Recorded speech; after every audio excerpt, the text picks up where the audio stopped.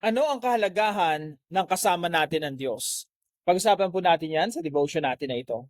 Magandang araw po sa bawat isa sa inyo. Welcome back to our 365 Daily Devotions Seminary Edition.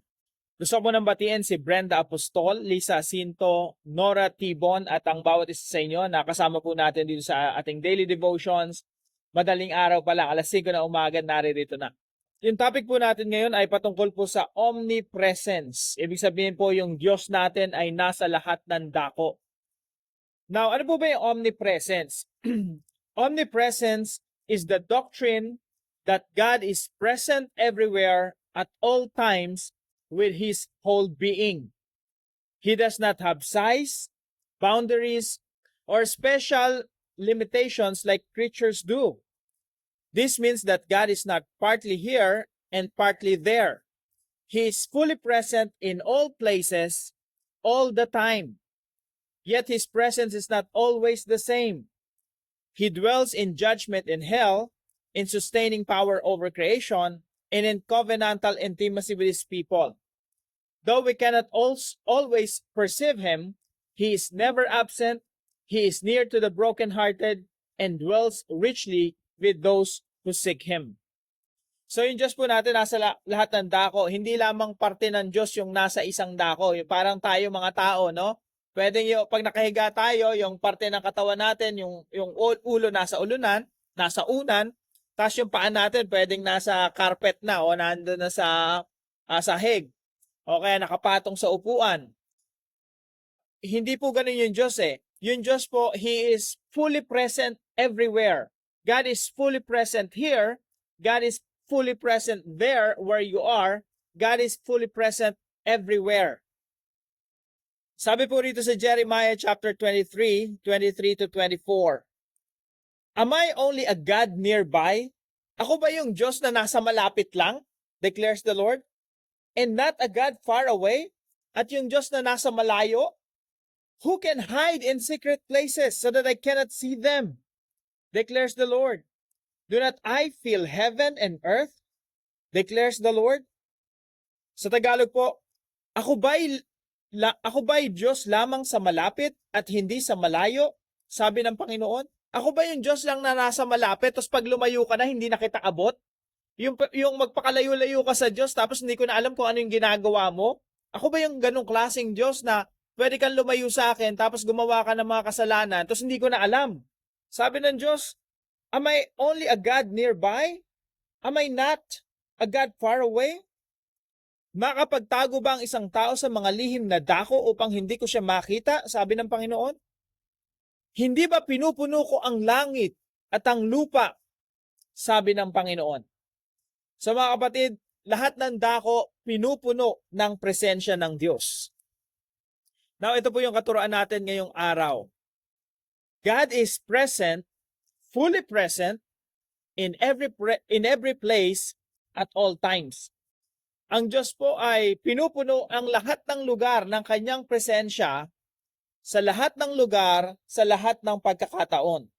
Sa makatuwid mga kapatid, God is with you right now.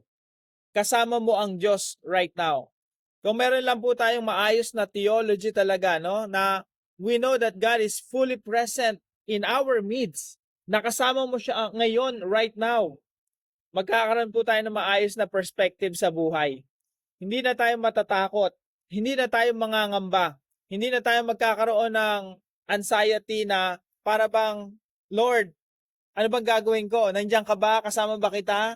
Are you distant? Are you near? God is present in every place at all times. Kaya mga kapatid, ngayon mismo kasama mo ang Diyos. You can talk to Him. Pwede mo siyang kausapin. Masyado bang nababagbag ang iyong damdamin kasi ang dami mong problema? Ikaw ba ay nasa ibang bansa? Ang dami mong problema sa pamilya mo rito sa Pilipinas? Ikaw ba ay nasa malayong dako? At ikaw ba ay nalulungkot? Wala kang mapagsabihan ng iyong sama ng loob. Wala kang mapagsabihan ng iyong problema. Mga kapatid, God is fully present with you right now. Yung ibang tao nga, kasama mo pero hindi present. No? Absent-minded. Yung ibang tao nga, kasama mo nga pero hindi naman nakikinig sa'yo. O nagpapanggap lang na nakikinig sa'yo at nakatingin lang sa'yo. pero hindi ka naman talaga naiintindihan. Pero yung Diyos natin, mga kapatid, hindi lang siya present. He is also concerned. Nagmamalasakit siya sa iyo. At inuunawa ka niya, naiintindihan ka ng Diyos. Nakikinig siya sa iyo mga tinig. You can talk to Him right now and He will listen to you. Pangalawa po, God's omnipresence is our daily comfort. Yung presensya po ng Diyos, ito po yung araw-araw nating comfort. Sa Tagalog po, medyo malalim, kaaliwan. Ibig sabihin po nito na kahit anong nangyayari sa buhay natin, we know that God is here with us. Kahit po sa bingit ng panganib, kahit pa sa bingit ng kamatayan, kahit pa sa bingit ng kung anumang sakuna o problema o trahedya na dinadanas natin. Mga kapatid, God is here with us right now. And the good thing about that is He is not silent. And He is not just a watcher na inoobserbahan ka lang and He doesn't care. Mga kapatid, sinasabi sa Biblia na cast all your burdens upon Him because He cares for you. Nagmamalasakit ang Diyos sa atin kaya we can cast our burdens. Pwede nating ibigay sa Diyos ang ating mga pasanin. God's omnipresence is our daily comfort. Ang sarap pong isipin na kasama mo ang Diyos right now. Hindi mo pinapasan ang lahat ng mga pasanin sa buhay, mga problema, mga pagsubok sa buhay. God is there with you. Hindi mo lang alam, pati ikaw pinapasan ng Diyos. Ang Diyos ay nagmamalasakit sa iyo, so don't ever think that you are alone in this life. God's omnipresence is our daily comfort. Pangatlo po, God is our most intimate relationship. Yung pinakamalapit na relasyon na pwede tayong magkaroon sa Diyos lamang. You can be close to your son, daughter, friend. You can be close to your spouse. Pwede kang, sabi ng iba, ang closest relationship na pwede kang magkaroon ay yung relasyon mo sa asawa. That's not true, mga kapatid. Minsan yung asawa natin, ma-realize natin, hindi pala tayo naiintindihan at all times. Pero yung Diyos, naiintindihan tayo at all times. Yung Diyos kasama natin at all times. Yung Diyos mas malapit pa sa ating hininga. Yung Diyos mas naiintindihan niya pa yung puso natin kaysa sa pagkakaintindi natin sa puso natin. Mas naiintindihan pa ng Diyos yung mindset natin, kaisipan natin, yung kaibuturan ng ating puso, maging yung ating mga sarili, mas naiintindihan pa ng Diyos kaysa sa pagkakaintindi mo sa sarili mo. Kaysa sa sarili natin. That's why God is our most intimate relationship. Siya na yung pinaka-close na pwede nating makarelasyon. And I hope we take advantage of that. Na pinagpapahalaga natin yung Diyos araw-araw pagkagising sa umaga, we talk to God, we read the Bible, and we let God talk to us. Because God is our closest, most intimate relationship. And I hope, mga kapatid, tayo po ay patuloy na lumalago sa pagkakilala sa ating Diyos. Kung paano natin nakikilala yung ating mga kamag-anak, mahal sa buhay, asawa, mas lalo natin kilalanin ng ating Diyos. He is our most intimate relationship na wala kang sasabihin na hindi niya naiintindihan. Wala kang sasabihin na hindi niya maririnig.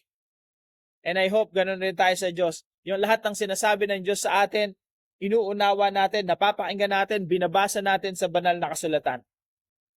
Now, paano po natin i-apply itong devotion natin na to na God is fully present everywhere at all times. Kahit na sa pinaka, we can say darkest moment of our lives, sa pinakamadilim na sitwasyon ng ating buhay, nakikita ka ng Diyos, kasama mo ang Diyos. How does that affect us? Ilan lamang po sa mga application natin sa devotion natin na ito. Number 1, say no to Satan's temptations. Kung ang Diyos natin ay present sa lahat ng pagkakataon, si Satanas nagnanais na pabagsakin ka sa lahat ng pagkakataon. Maraming mga tukso na i-present sa iyo si Satanas. Hindi natin dapat sinisisi si Satan all the time, no? Kasi tayo yung nagkakasala Tayo nag-give in sa temptation. But we know that there are temptations. Sometimes we tempt ourselves. Tayo na rin ang tumutukso sa ating mga sarili. 10 a.m. And sometimes yung mga tao sa paligid natin, natutokso rin tayo, mga bagay sa mundo, na nakikita natin na tutukso tayo. And literally speaking or figuratively speaking, si Satan tinutukso talaga tayo. Now, Satan would not give you something that is not desirable. Ang laging i-represent sa atin ni Satanas ay mga bagay na desirable, ninanais natin.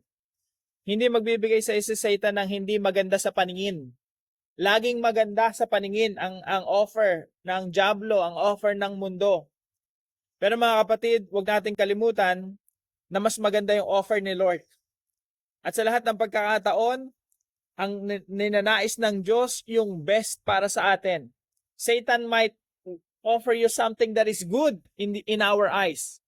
But remember this, God is offering you the best life, the best relationship, you know, the fullness of life in Christ Jesus. That's what God is offering you. That's what God is giving you. Kaya mga kapatid, say no to Satan's temptation. Alalahanin natin na kasama natin ang Diyos right now. Nakatingin ang Diyos sa lahat ng mga desisyon at sa lahat ng mga gagawin ng ating mga kamay. Alam niyo ba, pag conscious tayo sa presensya ng Diyos, mas mahirap magkasala. You know that God is watching you. God is there with you all the time, at all times, in all places. So, say no to Satan's temptations. Pangalawa po, seek God's presence through quiet time. Hanapin po natin yung presensya ng Diyos sa pamamagitan ng pagkakaroon ng quiet time. When say quiet time, ito po yung mag-isa lang tayo. Hindi yung basta matahimik. It doesn't mean quiet, literally quiet. It means alone time with God. Na walang mga tao sa paligid mo, na pwedeng nasa loob ka lang ng kwarto, or you're being alone, talking to God, reading the Bible, letting God speak to you through the Bible. So let's spend quality time with God. Kung paano nagkakaroon tayo ng quality time with our loved ones, ganun din po tayo magkaroon ng quality time with our true love, our God, our Lord Jesus Christ. Seek God's presence through quiet time. Yung magkakaroon tayo ng 30 minutes or 1 hour na katahimikan, kausap lang natin yung Diyos, nagbabasa tayo ng salita ng Diyos, nananalangin tayo, nagpupuri, nagpapatugtog ng mga Christian music at sumasamba, umaawit sa Panginoon. Gawin po nating habit yan. Seek God's presence through quiet time. At pangatlo po, show your faith by being fearless. Ipakita po natin yung ating pananampalataya sa Diyos na naniniwala talaga tayo na kasama natin ng Diyos at all times, in all situations, sa pamamagitan ng pagiging fearless. Ano po ba yung fearless? Yung walang takot. Hinaharap mo yung bukas ng walang takot. Hinaharap mo lahat ng panganib ng walang takot. Hinaharap mo lahat ng mga pagsubok mo sa buhay ng walang takot, walang pangamba, because you know God is with you. At kung kasama mo ang Diyos, walang imposible sa Kanya. You can face anything, even death itself. Pwede mo harapin ang kamatayan ng walang takot, ng walang pangamba. Sinasabi po ng Biblia na naparito ang Panginoong Jesucristo to remove that fear inside our hearts. Tayo ng mga namumuhay sa takot ay mapalaya mula sa takot, especially sa takot sa kamatayan, takot sa sakit, takot sa uncertainties, sa kawalan ng kasiguraduhan sa mangyayari bukas. Show your faith by being fearless. And I hope ma-develop po sa atin yung ganitong perspective, ganitong attitude na hindi tayo natatakot kasi kasama natin ang Diyos. Now, para po sa ating discussion, in what ways does God's omnipresence give you peace or encouragement in difficult moments? Sa anong mga pagkakataon ng buhay natin na i-encourage tayo ng presensya ng Diyos, na nalalaman natin na kasama natin ang Diyos? So pag-usapan po natin ito sa ating mga discussion groups, and we also have alternative questions. Pwede po nating isama yan. Now tayo po ay dumako sa panalangin. Heavenly Father, thank you for always being near. No place is too dark, too distant, or too broken for your presence. Even when I feel alone, you are with me. Help me to walk daily in awareness of your nearness, Let your presence be my peace in chaos, my strength in weakness, and my joy in trials. May I never run from you, but run to you, knowing you are already there. Fill my heart with awe and gratitude for your faithful presence in my life. In Jesus' name I pray. Amen and amen.